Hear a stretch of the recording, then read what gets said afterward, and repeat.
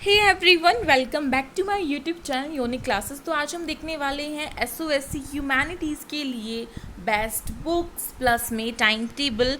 And I know कि मैं थोड़े से या फिर कहूँ बहुत ज़्यादा लंबे टाइम बाद वीडियो लेकर आई हूँ, लेकिन देखो बीच में ऐसा कुछ मेरे लिए थोड़ा सा बिज़ी डेज चल रहे थे मेरे पास, तो इसीलिए टाइम नहीं मिला।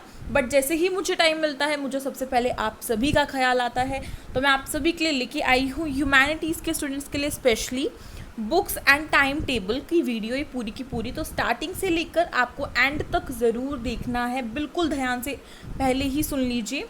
और हाँ, अगर आप स्टेम के स्टूडेंट्स हैं तो आप जाके फटाफट से डिस्क्रिप्शन बॉक्स को चेक करें, उसमें मैंने आपके लिए time table and best books की वीडियो सेपरेट बनाई हुई है। बट अभी मैंने सोचा कि ह्यूमैनिटीज़ के स्टूडेंट्स के लिए हम दोनों ही चीज़ों को एक में ही कंपाइल कर देते हैं, ठीक है। तो ये क्लास 9th के लिए है। जैसा कि आप सभी को पता होगा कि क्लास 11th के पास अभी तक ह्यूमैनिटीज़ स्ट्रीम नहीं है, आगे का हमें कुछ पता भी नहीं है, हो भी सकता है नहीं भी हो सकता है।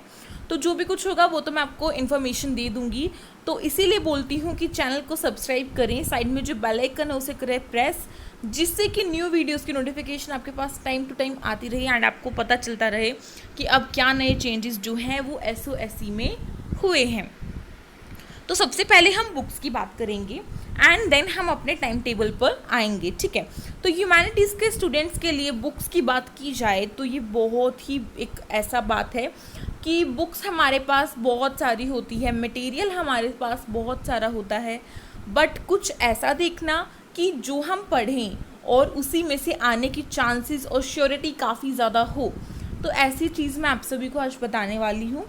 देखो, सबसे पहले तो आप क्लास 8 को अपना बहुत अच्छे से करेंगे और क्लास 8 में भी आपको अपनी एसएसटी बहुत अच्छे से कवर करनी है। क्या चीज़? सोशल साइंस बहुत अच्छे से करनी है।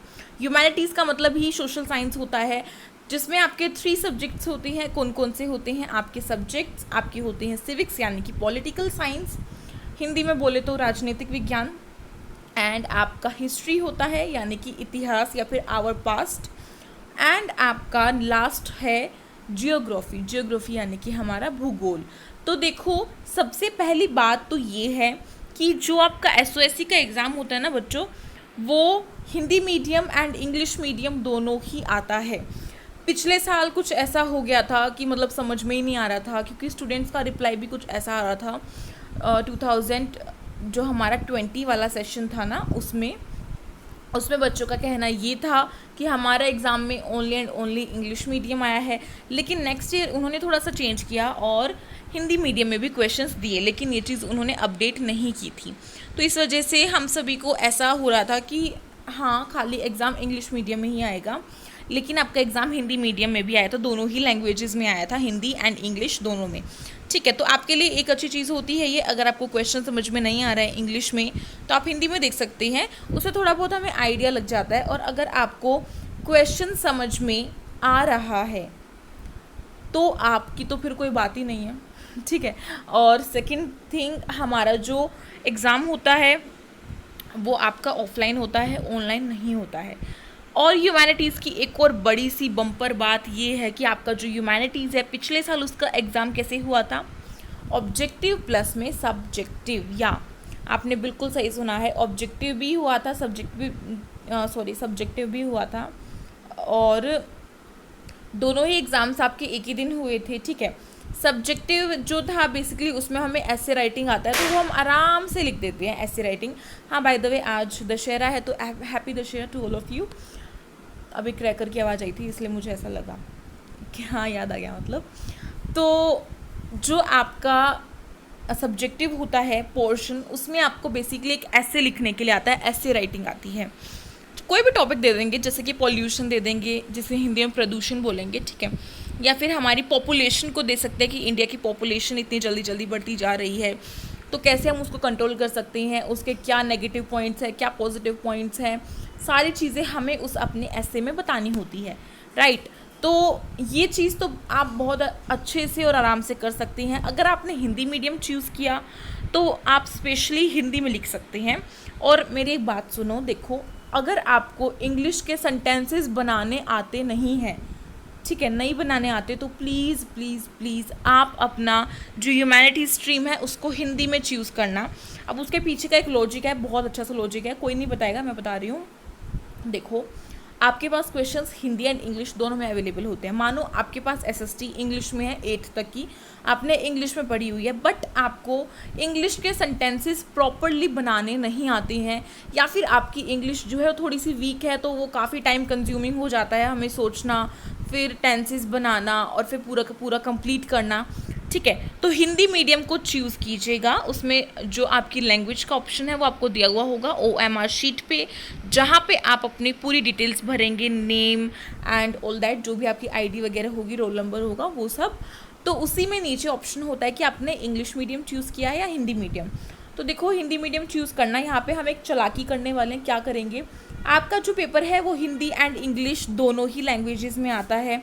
तो अगर आपके पास एसएसटी इंग्लिश में है तो आप इंग्लिश में पढ़ के फिर वो आंसर टिक कर सकते हो, क्योंकि हमारे पास OMR शीट होती है, उसमें ABCD आता है। और अगर आपको OMR शीट फिल नहीं करनी आती तो उसकी लिंक मैं आपको डिस्क्रिप्शन बॉक्स में ज़रूर दूंगी, उसे जाके ज़रूर चेक कीजिएगा। मैंने पूरा अच्छे से क्लियर करके समझाया हुआ है कि क्या क्या मिस्टेक्स हमें नहीं करनी है जो स्टूडेंट्स करके आती हैं।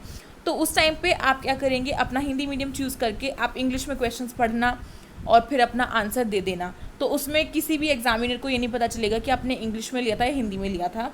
एंड देन उसके बाद आप अपना ऐसे के लिए एक गोल्डन चांस हमारे पास ये बन जाता है कि जब आप ऐसे लिखेंगे तो आप उसको हिंदी मीडियम में लिखेंगे। हिंदी लैंग्वेज में लिखेंगे तो हिंदी तो हमारी बोली है, हमें आती है, बहुत अच्छे से लिखनी आती है, इसीलिए क्योंकि अभी हमारे पास इतना टाइम नहीं है कि हम पूरा सब कुछ सीखें। एंड हमें क्लास 8 भी करनी है, क्लास 9 का भी सिलेबस करना है, उसके बाद हमें SOSC का एग्ज़ाम भी देना है, क्लास 8 के एग्ज़ाम भी देने, एकेडमिक एग्ज़ाम्स जो हमारे होती हैं, तभी तो क्लास 8 को पास करेंगे। तो ये सारी चीज़ें जो मैंने अभी आपको बताई हैं, ये थोड़ा सा ध्यान रख के करना, ठीक है। अगर आपकी इंग्लिश अच्छी है फिर तो कोई बात ही नहीं है। नेक्स्ट, अब हम बात कर रहे थे बुक्स की। बुक्स हमारे पास 3 होती हैं, civics, pol science and civics, geography and history. 3 books होती हैं हमारे पास 8th तक।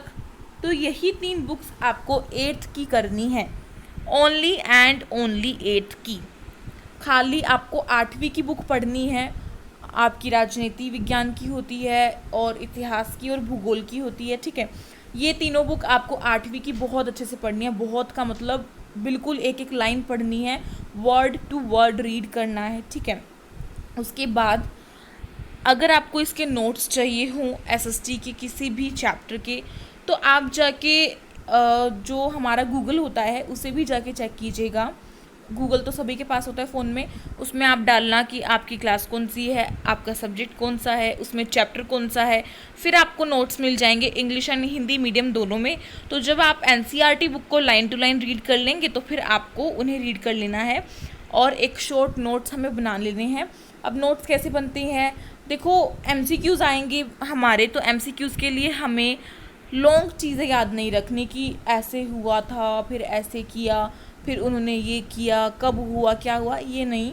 आपको डेट्स याद रखनी है, जो छोटे छोटे नाम होते हैं यहाँ पे हमें वो याद रखना है, लिखना नहीं है, MCQ करना है। तो इसीलिए कुछ इस तरीके की चीज़ें आपको अपनी स्ट्रेटेजी बना के चलनी है, ठीक है। तो 3 बुक्स आपकी NCERT की हो जाती हैं।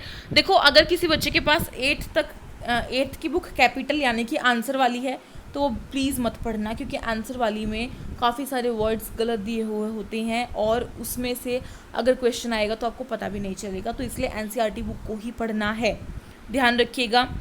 सेकंड, आप हम ये कर सकते हैं कि जो हमारी SOSC है उसके लिए R गुप्ता अपनी बुक को पब्लिश करता है अलग अलग स्ट्रीम्स के लिए। जैसे कि मैंने 2021 से 22 के बच्चों के लिए वीडियो बनाई थी पिछले साल बेस्ट बुक्स की, तो उस टाइम पे ऐसा कुछ भी नहीं था। लेकिन उस टाइम पे एक चीज़ थी कि हम SOE की बुक खरीदते थे अपनी, और उसमें से अपना ह्यूमैनिटीज़ सब्जेक्ट देखते थे कि हाँ हमारा ये SST का पोर्शन ये है इस बुक में और ये हम कर लेंगे, तो ऐसे करते थे। तो वो टाइम गया पुराना, अभी नया टाइम आया है, नई टेक्नोलॉजी आई है, तो नई बुक भी आई है। क्या आया है, जो R गुप्ता है उन्होंने SOSC की बुक जो है नई लॉन्च की है, जिसमें कि उन्होंने हर स्ट्रीम की अलग अलग बुक बनाई हैं। जैसे कि आप अगर किसी भी बुक स्टोर पर ख़रीदने के लिए जाओगे तो आपको वहाँ पे ये बोलना है कि भैया हमें SOSC की ह्यूमैनिटीज़ स्ट्रीम की बुक दे दीजिए क्लास 9th की, तो वो आपको दे देगा। अगर आपके आसपास कोई स्टोर नहीं है तो फिर तो हमारे पास ऑनलाइन वेबसाइट्स होती हैं।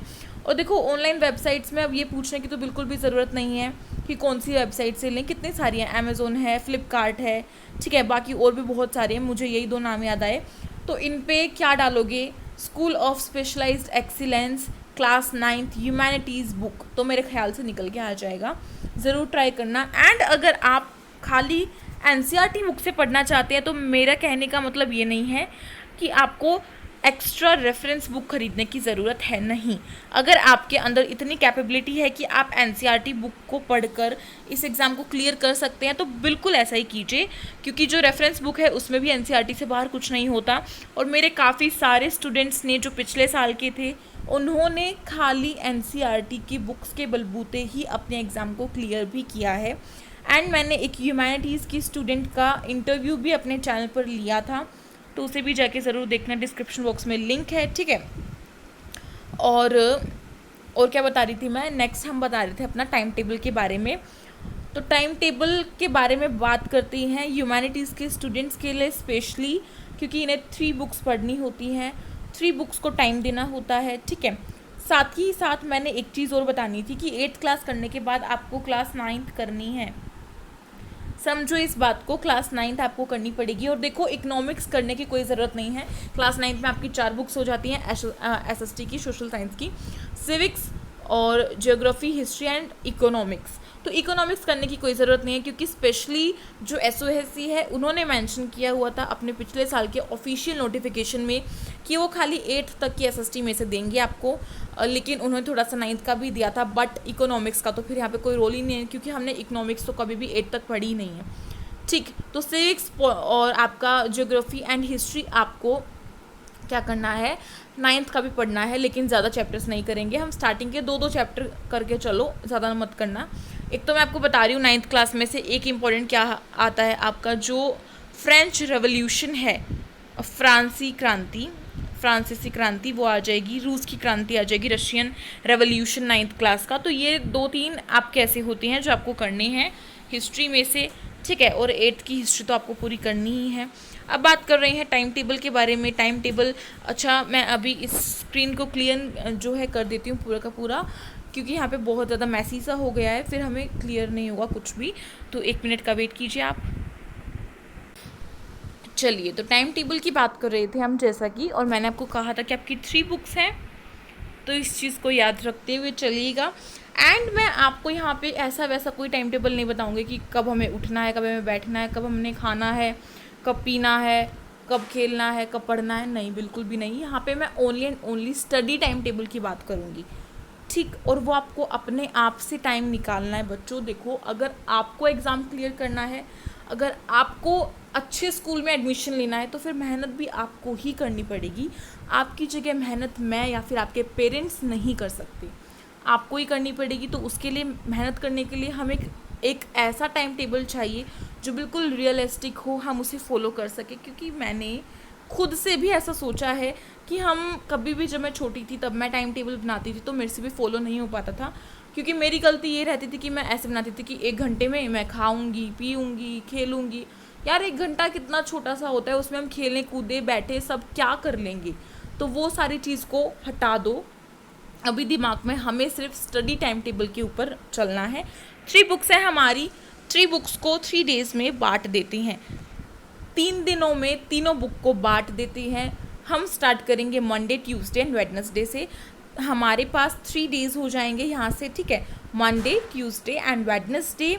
और उसमें हम मंडे में अपनी जो भी आपको सूटेबल लगे, कि हमें मान लो एसएसटी में भी आपका कोई फेवरेट होगा ना, कि मुझे पोल साइंस अच्छी लगती है, या फिर मुझे हिस्ट्री ज़्यादा पसंद है, या फिर मुझे ज्योग्राफी ज़्यादा पढ़नी पसंद है, तो उसमें से जो भी आपको अच्छा लगता है आप उसको एक दिन, स्टार्टिंग वाला दिन दे दो, मंडे दे दो, ठीक है।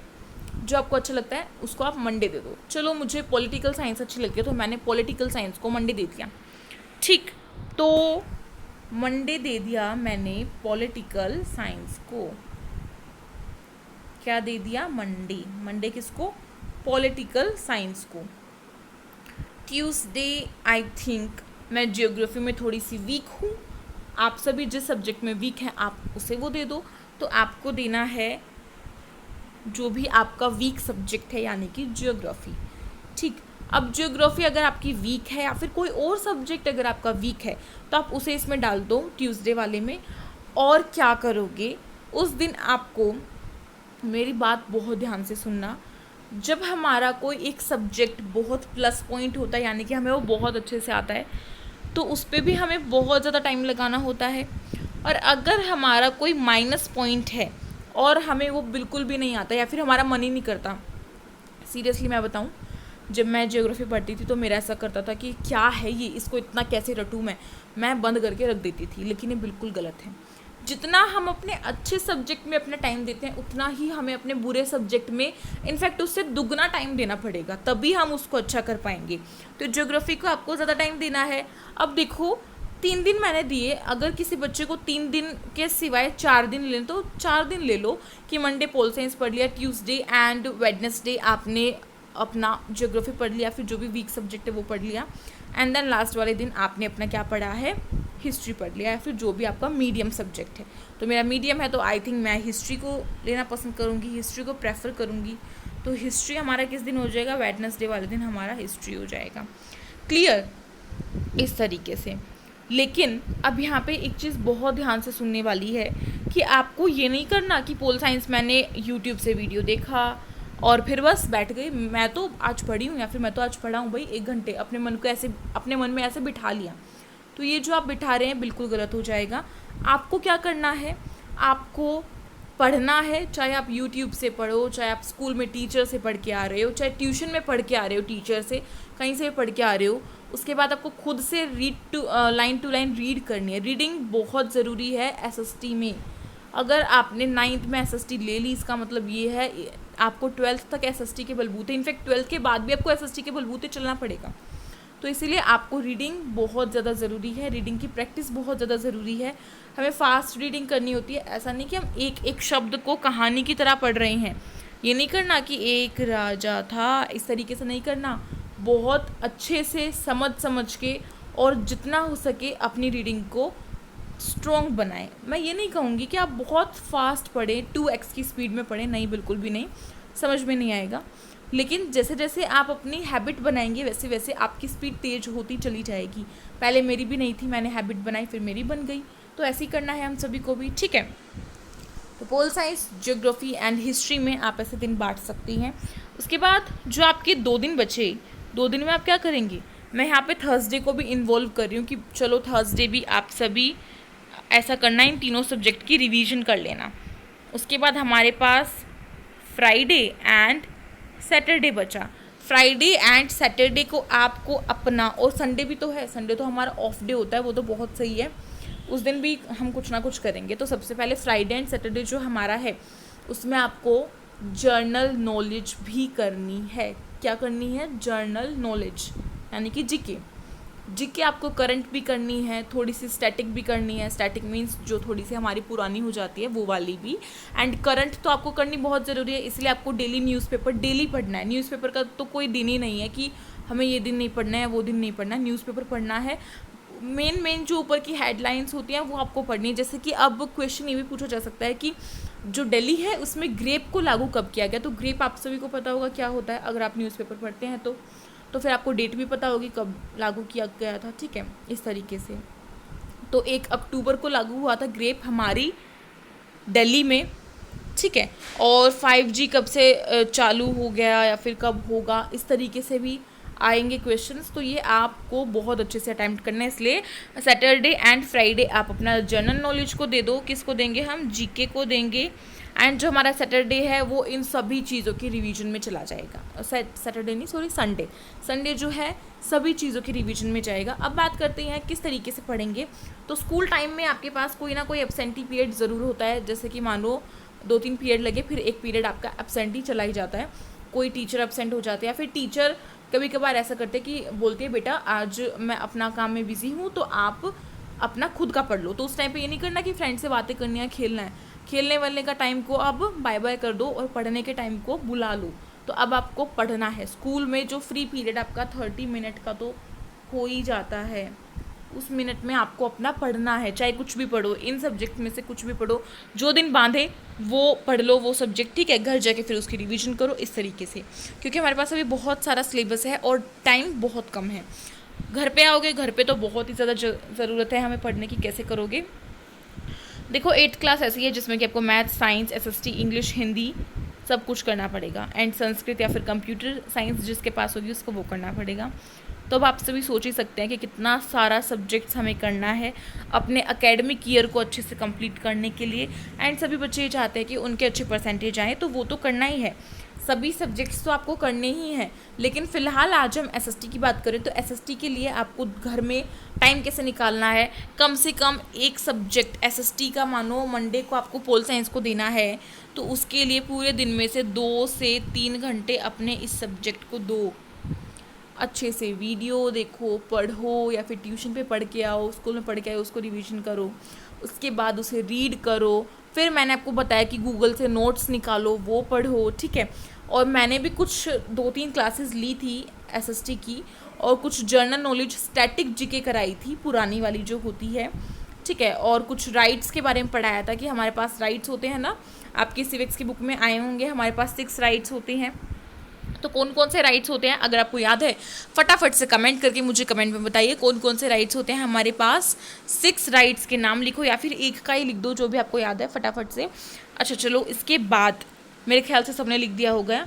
इसके बाद आपको क्या करना है, आपको वीडियो का जो डिस्क्रिप्शन बॉक्स है हमारा वो देखना है, उसमें मैं आपको प्लेलिस्ट दूंगी ह्यूमैनिटीज़ के लिए। उसमें आपको जीके की वीडियो एंड एमसीक्यूज़ मिलेंगे, राइट्स वगैरह का कॉन्सेप्ट मैंने क्लियर किया हुआ है, तो वो सब कुछ आपको जाके देखना है। आपके लिए ही बनाया हुआ है वो मटेरियल, और अभी नहीं देखोगे तो कब देखोगे?